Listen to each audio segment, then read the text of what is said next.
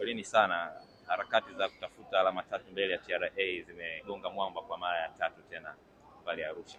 Kwa hiyo kama uongozi msimamo wenu ni upi kwa maana ya management?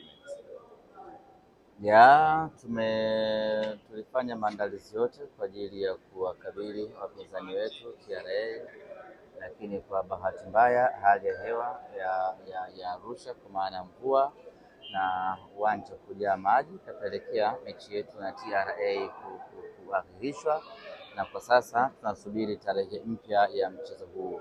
Sisi tumerejea Dar es Salaam na sasa tunaanza maandalizi ya mchezo wetu unaofuata wa tarehe 19 dhidi ya Pamba Jiji ya Mwanza. Kwa hiyo kwa sasa tumeanza maandalizi hayo kuelekea katika mchezo huo. Mechi inayofuata ni tarehe 19.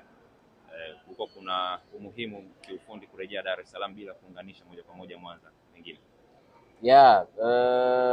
Kwanza ni changamoto ya usafiri. Hakuna usafiri wa moja kwa moja kutoka Arusha kwenda Mwanza, na hatuwezi kusafiri kwa basi kwa sababu sisi ni timu ya kishua.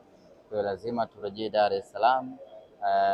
Baada hapo tutaelekea Mwanza, lakini kuna changamoto ya viwanja vya mazoezi. Kwa hiyo tukisema twende Mwanza hii leo, tuna siku 3 za kukaa bila kufanya mazoezi katika uwanja mzuri.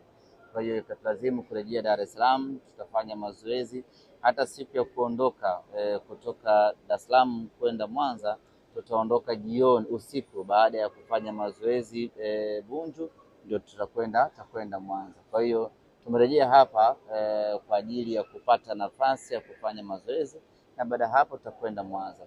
Kama Mwanza kungekuwa kuna viwanja vizuri vya mazoezi, basi tungeenda moja kwa moja tukapiga kambi tukafanya mazoezi tukisubiri tarehe 19. Kwenye upande wa ratiba, mechi ikiahirishwa kama hivi, viporo tunazidi kuwa vingi mbeleni. Kwa nini Simba pengine hii athari mnaiangalia ili kuja kuiopakam baadaye? Sasa kiporo ni kimoja tu sofa dhidi ya TRA, na nadhani kitapangiwa muda itachezwa.